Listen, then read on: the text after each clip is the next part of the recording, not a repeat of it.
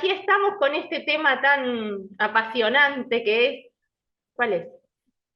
A ver El si, pecado y sus consecuencias, ¿no? el pecado y sus consecuencias. Y para eso nos vamos a remontar al Génesis, al pecado original, al primer pecado cometido por Adán, Eva y la serpiente, historia que calculo que conocemos, y si no le vamos a pegar una leidita rápida. Y para empezar, vieron que a mí siempre me gusta traer cosas, algún disparador, alguna motivación, algo que nos hable de este tema en el mundo.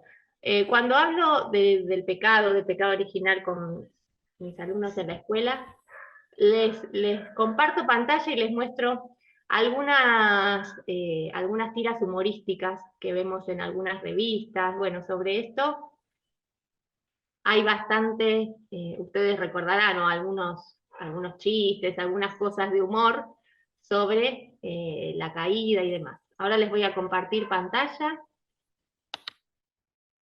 Una primera imagen. ¿La ven? Adán, Eva, la serpiente, la manzana. ¿Qué está haciendo Adán? ¿Sí? Adán haciendo jueguito con la manzana y Eva mirándolo cruzada de brazos como diciendo, bueno, parece que desde los orígenes del tiempo hay una cierta característica de uno y otro. Acá encontramos otro de Nick, que dice, Adán, te presento a la mujer. Tiene capacidad de crear vida, de alimentar a su crianza, tiene todos los tipos de inteligencia emocional, intuitiva, tiene sexto sentido, es más bella, más sensible, posee gran capacidad laboral, puede autorrealizarse, ser feliz.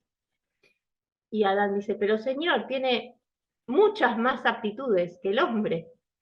Sí, Adán, dice, por eso a ustedes les voy a dar varios siglos de hándicap. Si salen desde ahora en igualdad de condiciones, es un afano, dice Dios. Bueno, esto para aumentar la autoestima de las mujeres. Y algunos que aparecen por acá, esperen que los encuentro. Acá, a ver si ven este. Ahí tenemos a Dios, que en el primer cuadro está observando el mundo, ¿sí? Como prendido fuego. Mira para otro lado los ángeles jugando entre ellos, no sé qué están haciendo. De repente ve el trono, ven con el ojo de Dios ahí, en donde está vacío, aparece vacío. Y de repente ve un cable, agarra el cable, empieza a seguir el cable, ¿y qué se encuentra? Que hay una cámara que está apuntando al trono de Dios, al sillón de Dios. Claro, como estaba vacío, la humanidad, los ángeles, ¿sí? Están, bueno, haciendo de las suyas. Bueno, a modo de introducción eran estos recortes, estas tiras humorísticas para hablar del pecado y de sus consecuencias. Pecado que está en nuestra misma naturaleza. Pecado que cuando nos remontamos al Génesis o leemos el Génesis en una materia que cursé que se llamaba antropología teológica, donde tenía un profesor que era una eminencia y explicaba el pecado original, ¿no? Todo lo que transmite el Génesis en este relato que está escrito en un lenguaje simbólico, ¿sí? Vamos a leer un poquito para situarnos en este contexto. Dice, la serpiente era el animal más astuto de cuantos el Señor Dios había creado y entabló conversación con la mujer. ¿Mm? Diálogo. Ahí ya podemos prestar atención, porque hay un diálogo. El demonio siempre quiere entablar un diálogo con el ser humano. Y si hay algo que sabemos después de algunos años y un camino en la renovación, ¿qué es? Que con el demonio no se entabla ningún diálogo. ¿Sí? Amén. Esto para tenerlo presente, hemos aprendido algunos a los golpes de esto. No se conversa con el enemigo. El demonio entonces entabló conversación con la mujer y le dice, ¿con qué Dios les ha dicho que no coman de ningún árbol del jardín? Ya el padre de la mentira empieza mintiendo, porque en realidad esa no había sido la indicación de Dios. Dios no les había dicho que no comieran de ningún árbol del jardín, ¿verdad? Entonces ya empieza con una mentira. La mujer contestó a la serpiente, no, podemos comer de todos los árboles del jardín, solamente del árbol que está en medio del jardín nos ha prohibido Dios comer o tocarlo bajo pena de muerte. La serpiente replicó, no, nada de pena de muerte. ¿Ya? Vuelve y retoma las palabras de Dios para decir que eso no es cierto. Vuelve a engañar, vuelve con la mentira. Nada de pena de muerte. Lo que pasa es que si Dios sabe que cuando, lo que pasa es que Dios sabe que cuando ustedes coman de ese árbol, se les abrirán los ojos y serán como Dios, conocedores del bien y del mal. Entonces, la mujer cayó en la cuenta de que el árbol que tentaba el apetito era una delicia de ver y deseable para adquirir conocimiento. Tomó fruta del árbol, comió y se la convidó a su esposo, que comió con ella. El árbol que estaba en medio del jardín era un manzanero, como a veces aparecen en los dibujos, en las historias. No, no era un árbol de manzana. ¿Era un nogal? No, tampoco. ¿Qué árbol era? ¿Cuál era ese árbol que era tan deseable y tan apetitoso? A ver, escucho, escucho. ¿Cuál era ese árbol? El árbol del conocimiento del bien y del mal. Árbol del conocimiento del bien y del mal. ¿Sí? Ese árbol, deseable, apetitoso a los ojos, era el único del que no podían comer Adán y Eva. Y Adán representando todo el género humano masculino, Eva representando todo el género masculino, femenino de la humanidad. ¿Por qué? Porque los seres humanos no podíamos acceder a ese árbol bajo pena de muerte. ¿A quién le corresponde establecer el bien y el mal? A Dios. Ahí entendemos que eso que la serpiente hacía desear, que esa tentación y ese convencimiento al que llegó de la mujer y su esposo era acceder a ser como Dios, a ocupar el lugar de Dios, a desconfiar de Dios, de lo que ya había dicho, y a desobedecer. Ese pecado que conocemos como pecado original y que sí es cierto que se remonta al origen de los tiempos. Explicaba, y a mí me sirvió mucho mi profesor cuando decía, es que está en el origen de la humanidad como esencia y naturaleza, más allá de lo que se relata del origen de los tiempos. ¿Me siguen? ¿Me entienden? Es esa misma inclinación que está en cada uno de los seres humanos de ponerse en el lugar de Dios para decidir qué es bueno y qué es malo. ¿Cuántas veces por día aparece esta tentación en nuestras vidas? ¿Cuántas veces escuchamos? No, porque esto a mí me parece que está bien. No, yo creo que a mí me parece y yo creo, y esto que es permanente en la vida de cada persona es ubicarnos en ese lugar que le corresponde a Dios, en donde se determina, ¿sí?, qué es lo bueno y qué es lo malo. Y en consecuencia, ¿qué es lo que le corresponde al ser humano, a la humanidad, ¿no? A nosotros? ¿Qué nos toca? Aceptar o desechar lo que está establecido por Dios. pero no ubicarnos en el lugar que a Él le corresponde. ¿Amén? Entonces, fíjense que esto, que está contado como en el origen de los tiempos y allá lejos, y a veces parece que es algo que venimos arrastrando y que nosotros no tenemos nada que ver, está dentro de nuestra misma naturaleza, dentro mío. ¿Mm? Esa inclinación a desconfiar de Dios, a desobedecerlo y a ponerme yo misma como parámetro de lo bueno y lo malo en la toma de decisiones de las cosas, es ese pecado que está en el corazón de cada ser humano. ¿Mm? Y esto es lo que nos lleva justamente a pensar en todas las consecuencias que trae ese pecado a la vida de esta criatura que fue puesta por Dios en un nivel de jerarquía, que fue creada como en el último día, como en el anteúltimo día, como esa frutilla del postre, esa criatura con la que Dios se anonadaba.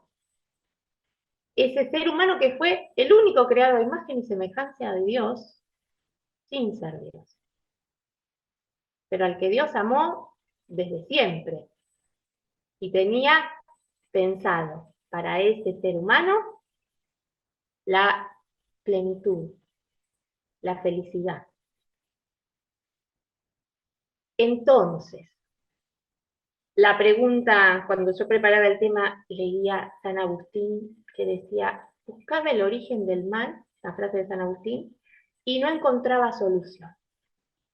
Porque entonces ahora vienen todas estas preguntas, pero si Dios nos pensó para la felicidad eterna, para la plenitud, nos regaló el paraíso, toda la creación, todo lo puso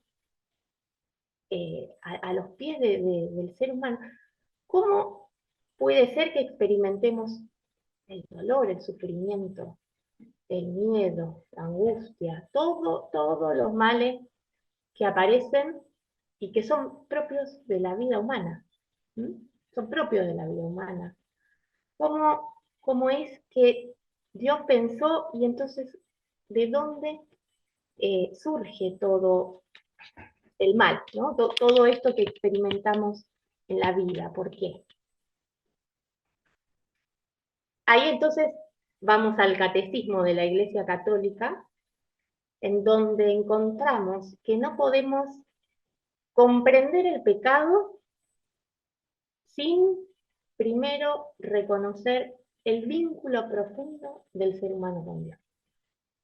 Primero tenemos que remitirnos y analizar y contemplar ese vínculo primero de Dios con el ser humano. Un vínculo de amor profundo. Y donde hay amor hay confianza, hay entrega, hay obediencia.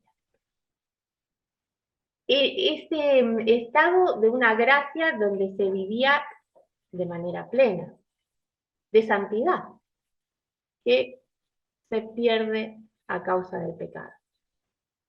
Y por ese pecado que es que entra al mundo entonces la muerte. ¿Mm? Ahí está la pena de muerte de la que hablaba, de la que nos hablaba Eva, ¿no? Y que la serpiente dice, no morirán. Y, y la muerte no se refiere solo al hecho de la muerte física, sino de una muerte espiritual, de romper ese vínculo con Dios. Un vínculo al que el ser humano estaba llamado desde siempre. ¿Sí? Para eso fue creado. Dios crea al ser humano por amor. Por amor. Y ahí vienen todas las consecuencias que conocemos y que experimenta nuestra humanidad. Nuestra naturaleza humana experimenta las consecuencias del pecado en la vida. ¿Mm? Dice el catecismo, es preciso conocer a Cristo como fuente de la gracia para conocer a Adán como fuente del pecado.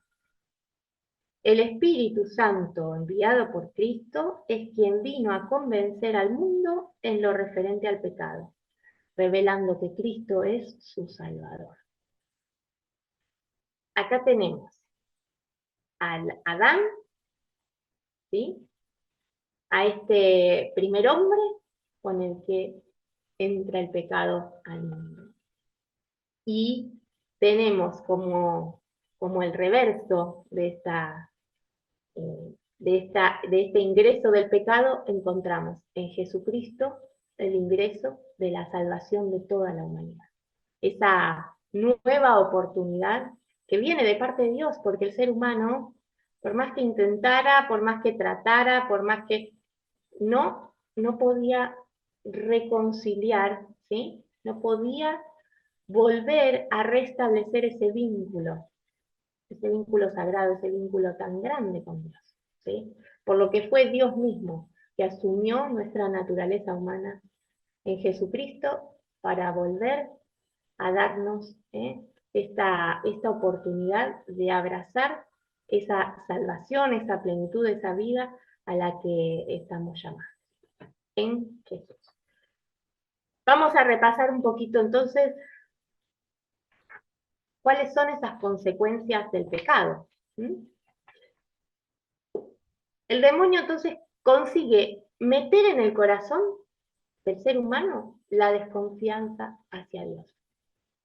Cuando yo oraba por este tema, y uno en general relaciona el pecado original con sí, esta prohibición de no comer del árbol, y la obediencia, y la desobediencia, pero hay algo que es más profundo, y esa ruptura de la confianza con Dios. La confianza parte del amor, ¿sí? La desobediencia de la autoridad, que la tiene, por supuesto, pero la desconfianza del amor. Cuando uno ama, confía, porque sabe que el que ama y a su vez el que nos ama va a proveer siempre para nuestro bien. No tiene que entrar la duda en el corazón, porque cuando entra la duda,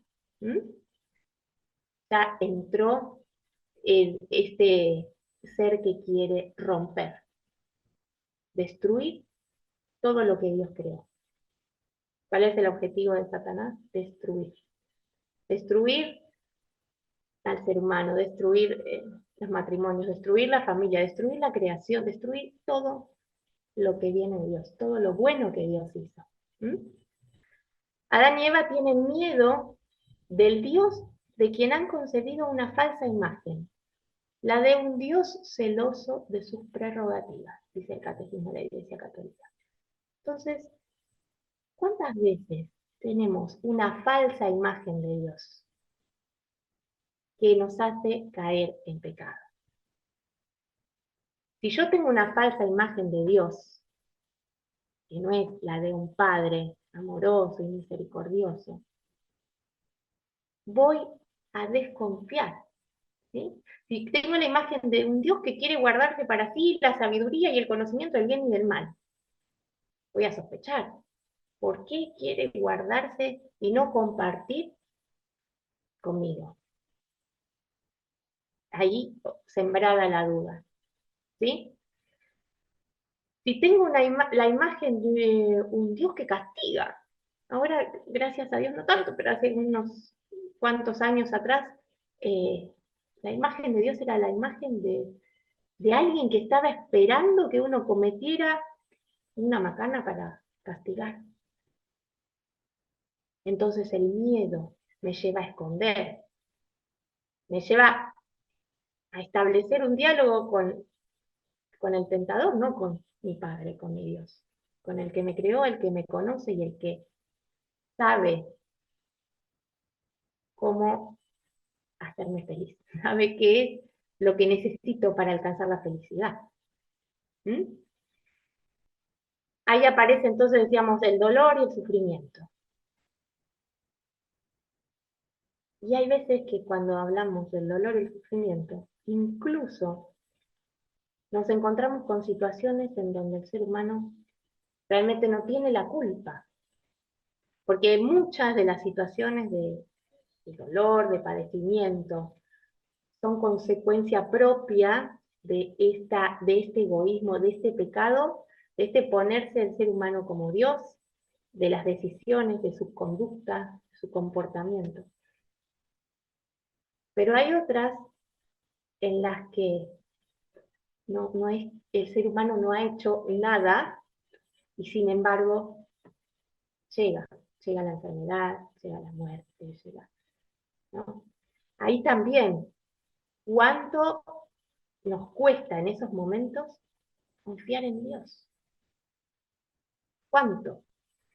Porque lo que aparece y lo que es propio de esta naturaleza y de esta vida terrena, eh, si nos apartamos de Dios, más en esos momentos, otra vez la tentación, otra vez la desconfianza, otra vez empezar a preguntar, pero si yo hago todo bien, me viene esto, me viene, porque realmente que enfermedades y situaciones no tienen que ver directamente con la conducta de uno y sin embargo llegan. Y ahí, en esos momentos, ¿cuál es nuestra relación con Dios? Ese vínculo de confianza plena, absoluta, empieza a tambalear, ¿no? Somos humanos, esto nos pasa, pero en estos momentos en donde más nos tenemos que aferrar a nuestro Padre, donde más tenemos que confiar, descansar, abandonarnos en quien sabemos que va a sacar bien de mal. Y esta ruptura que se da entre el ser humano y Dios se proyecta y se traslada, se expresa en rupturas en todos los órdenes. ¿Sí? En la ruptura de la armonía conyugal. ¿Sí? Y es entonces ahí donde encontramos que esa relación armoniosa que Dios había soñado y pensado entre Adán y Eva, entre el varón y la mujer, empieza a resquebrajarse también. Y entra ahí el dominio de las facultades del alma sobre el cuerpo. Y empiezan a aparecer un montón de situaciones que no fueron las pensadas y las queridas por Dios. Y que no se condicen con esa expresión de Adán cuando ve a Eva. ¿Se acuerdan qué es lo que dice Adán? Cuando Dios le presenta a la mujer. Esta sí es carne de mis carnes, hueso de mis huesos. Esta es como otro yo, de mi misma humanidad. Mi interlocutora adecuada, mi compañera. ¿Sí? Esa armonía y esa unión que para nosotros en nuestra fe eh, se hace fuerte, se concreta en un signo como es el sacramento del matrimonio, empieza a estar dominada por las pasiones, por la carne, por lo que es el mundo sensible, que si bien lo sensible no es malo, pero en algunas circunstancias nos puede llevar a tomar decisiones inadecuadas, ¿sí? Que no se condicen con ese fin último de unidad, como dice también la palabra de Dios, y juntos forman una sola carne. Son uno, son uno. En el matrimonio dejan de ser dos y son uno. En esa unión profunda entre el varón y la mujer, no podemos dar lugar a la desconfianza del proyecto de Dios para esta comunidad de amor. Y cuando empieza la desconfianza ¿no? Y empieza la queja, esta es la mujer que me dice, porque Adán también, cuando Dios los descubre, dice, pero ella fue la que me hizo probar el fruto, ¿no? Y entonces, en vez de ser, no, a ver, no cómplices, sino de ser esta comunidad, de protegerse, de defender, no, bueno, fue él, no fue ella, fue la serpiente, dice. Hay un desorden, no se ve, no se hace visible esta comunión fecunda, esta plenitud que Dios también pensó en esta primera comunidad de amor. el instinto, ¿no? El deseo ocupa el lugar del amor. Donde el amor sabemos que pone primero al otro por sobre uno. El amor lo da todo, como dice la carta a los Corintios, lo entrega todo, lo soporta todo, lo espera todo, lo perdona todo. No, yo me emociono porque es increíble leer una y otra vez esta carta de Pablo y comprender la profundidad de lo que nos está diciendo. Lo perdona todo. Hoy no se perdona nada. Hoy a la primera de cambio hay separación, hay abandono, hay incomprensión, hay excusas, porque también, si es por excusas, el padre de la mentira nos puede dar una lista, sábana larga de excusas para que ese proyecto de amor y de comunión pensado por Dios no se haga concreto. Se quiebran entonces las relaciones, no solamente las relaciones conyugales, sino las relaciones fraternales, entre hermanos. Ahora pensemos la familia. Caín mata a Abel por envidia. Y ahí otra vez le damos lugar a la desconfianza, porque lo del otro empiezo a mirarlo como una amenaza. El otro ya no es mi hermano. El otro es alguien que me va a quitar, ¿sí?, mi lugar, mi privilegio. Entonces, ese corazón llamado a la comunión, al amor fraterno, se aparta, se queda con su soberbia, con su egoísmo, con esa necesidad de ser reconocido y de estar primero por sobre los demás. El otro empieza a ser un peligro. Cuando el otro nos dice Dios, es tu hermano. Tu hermano entendido como parte de esta familia, ¿eh? Ese que está llamado, el que está llamado a sentarse a la mesa conmigo, el que comparte, a ver, mis orígenes en cuanto a la procedencia, comparte mi padre, mi creador. Estamos hechos hermanos por Cristo Jesús, que nos hace la adopción filial, y la hace no para mí, Teresita Galarza, la hace para toda la humanidad, sobre todo para los que tengo más cerca y con los que más nos cuesta a veces tener estas relaciones de, de perdón, de misericordia, de soportar, de alentar y de alegrarnos con los éxitos de los demás, ¿no? Porque el otro le va bien, yo soy feliz. Cuando a alguien de mi familia le va bien, celebro, celebramos, nos alegramos, porque Dios tiene un plan para cada uno y entre todos nos hacemos más ricos, nos hacemos felices, ¿no? Cada uno aporta en la familia lo mejor que tiene y todos ganamos con eso. El ser humano, alejándose de Dios, se queda sin fuerzas ante las insidias del enemigo. El peligro más grande que tenemos de quedarnos solos es que estamos sin reparos ante todas las flechas incendiarias que nos va a tirar el enemigo. No tenemos un hermano que me sostenga, un hermano en la fe. ¿Cuántas veces los hermanos en la fe nos sostienen para no caer en la tentación?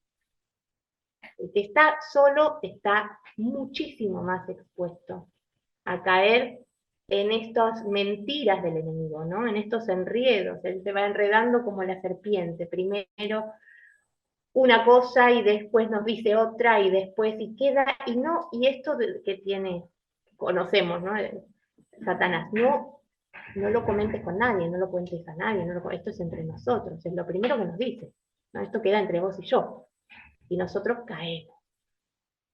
Pero si yo voy y le cuento mi pecado a Pato, que además es mi coordinador, sí, ya tengo la victoria, porque él, desde el amor, me va a sostener, me va a corregir, me va a ayudar al discernimiento.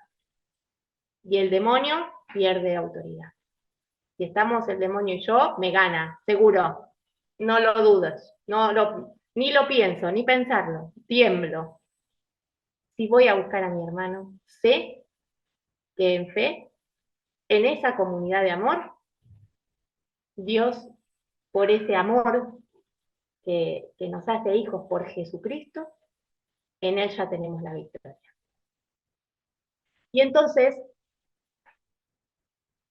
esta otra consecuencia, ¿no? De ir perdiendo y de ir quebrando esos vínculos con mi otro yo de la misma humanidad, con mis hermanos, se traduce en el quiebre y en la ruptura de la armonía con la creación. ¿Sí? Y ahí podemos ver cuántos pecados de toda la humanidad que afectan esta creación maravillosa que Dios nos ha regalado para que administremos, no para que seamos y nos comportemos como dueños. Otra vez volvemos a ocupar el lugar que solo a Dios le corresponde, administradores de la creación. El dueño es Dios. Y entonces hay que cuidarlo porque no es nuestro. Podemos usarlo y usarlo según los designios del Creador. ¿Sí? No abusarnos de lo que Él nos concede. La invitación entonces, para no extendernos más, porque la verdad que este tema es hermosísimo y podría ser analizado más profundamente en otras oportunidades y con otras cuestiones también de antropología. Pero para ir cerrando en el día de hoy, volver a confiar en Dios. La invitación, entonces, cotidiana, ante las tentaciones, ante estas insidias del enemigo, ante las dudas, los temores, los miedos, es volver a ese vínculo primero y sagrado que Dios tenía con su criatura, ¿sí? Con el ser humano, ese vínculo de confianza absoluta, de amor profundo, para, eh, para no caer justamente en la tentación, ¿no? La mano de la comunidad de amor, la mano de la armonía con la creación, con todo lo que nos rodea, no perder de vista nunca esto, confiar, aún en los momentos más difíciles, en que Dios siempre provee bien para todos los que lo hacen. Amén. Bueno, no sé si quieren hacer alguna preguntita, algún comentario, algún compartir. Uy, fueron escribiendo, perdón, no leí el chat, estaba muy emocionada. Amadeo, Marta, ¿alguno de los dos quería hablar? No, por ahora no, estaba pensando lo que estabas diciendo vos.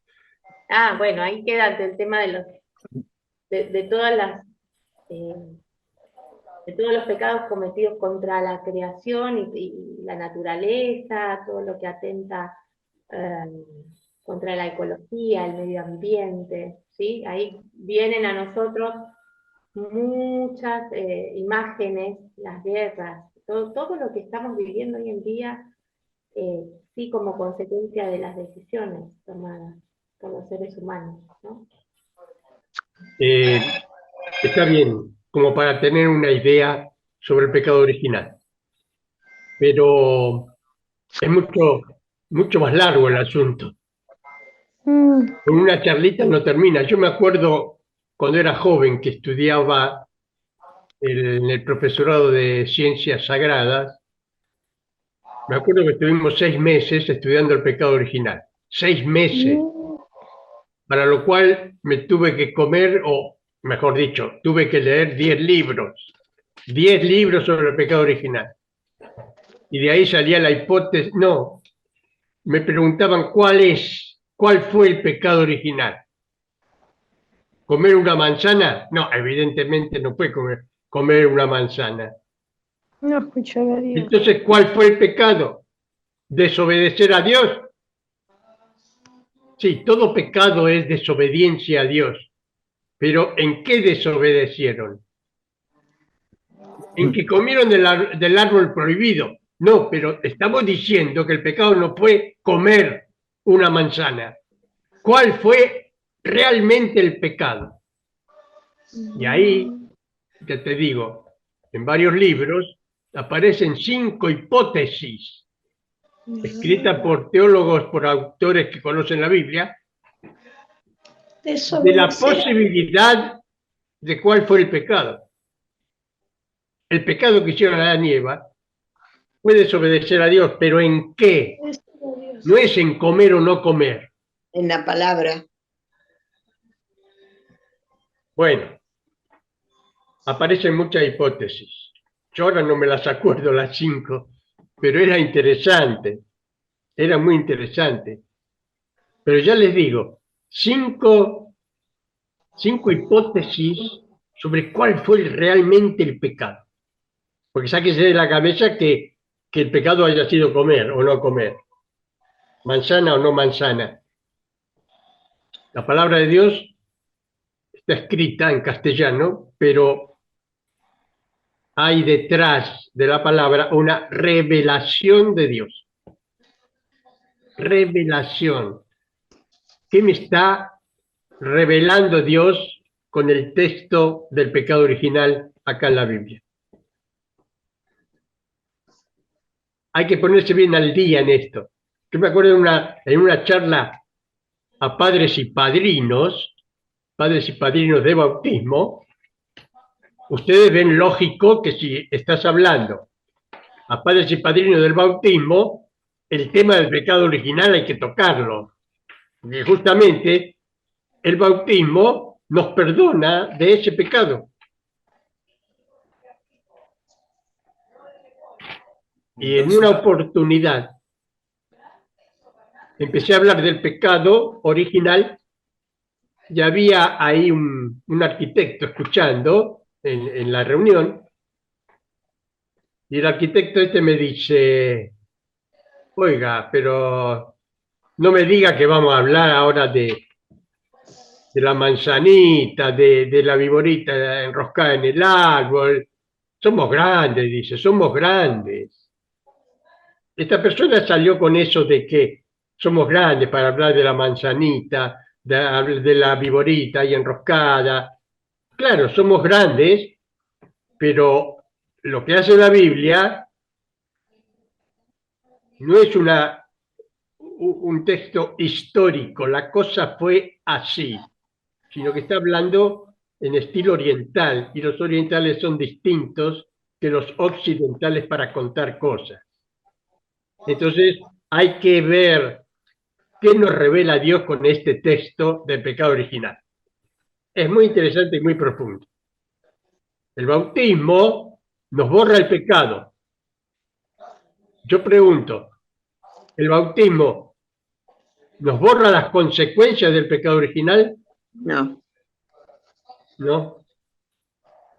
Lamentablemente tenemos que purgar y pagar ese pecado. Por eso el mundo está como está. Y yo le encuentro mucha explicación a las cosas negativas del mundo con el pecado original. Porque el pecado original no es un hecho histórico que cometió Adán y Eva hace miles de años, sino que el pecado original es el pecado de la humanidad que comete cada día. Y hoy se está cometiendo en el mundo el pecado original. O sea que el pecado original no es una historia, es una actualidad. Cada día el mundo comete el pecado original, porque cada día el mundo está teniendo las mismas actitudes que tuvo Adán y Eva. Ser como dioses, dejar a Dios de lado, tomar el lugar que no me corresponde, decidir yo lo que es bueno y lo que es malo. Acá nos reunimos en el Congreso de la Nación, sacan leyes y se ponen ellos como dioses porque dictan qué cosa es buena y qué cosa es mala. Nunca he visto en un Congreso Nacional de ningún país que primero le pregunten a Dios si lo que van a decidir está bien o está mal. No lo veo. Cada persona se cree Dios y dicen que es bueno y que es malo. Y ustedes ven como muchas cosas y muchas leyes no tienen nada que ver con la voluntad de Dios. ¿Por qué? Porque el hombre se ha puesto como Dios. Y el hombre decide y anda a discutirle a un diputado que vos no podés hacer eso porque eso va en contra de Dios. Ustedes se imaginan la respuesta del diputado, ¿no? Sí. Entonces, veamos un poco, estamos viviendo las consecuencias negativas que nos trajo el pecado. Y ahí ustedes van a encontrar mucha explicación. Ayuda. Pero un poco, vean que las cosas que pasan en el mundo, las cosas negativas, que la guerra, que el hambre, que la sequía, las inundaciones, todo lo que pasa tiene su origen en el pecado original, porque el pecado original desorganizó lo que Dios hizo. Y desorganizó en la parte personal, desorganizó en la parte familiar, desorganizó en la parte social, incluso también destruyó la naturaleza. El hombre con el pecado original destruyó la naturaleza. Así que miren las consecuencias de ese pecado, que no es comer una manzanita, hay otras cosas. A ver, Malena. Sí. Sí. Bueno, muy linda tu charla, Teresita. Y bueno, siempre lo que decía Ángel, lo que dijiste vos, el hecho de querer ser como dioses, ¿no? Y por esa causa muchas veces dejamos de lado a Dios y nos erigimos en dioses. Si nos erigimos en dioses es porque nos hemos alejado de Dios. Y Jesucristo, en el Padre Nuestro, nos enseña a rezar, a pedirle al Padre, no nos dejes caer en la tentación. Y dicen que la tentación más grande que podemos sufrir los seres humanos es alejarnos de Dios, ¿no? Así que recuerden que cada vez que oramos el Padre Nuestro, le pedimos eso, que Dios sea nuestro Rey, no nosotros erigirnos en Dios, que es nefasto para toda la humanidad. Claro.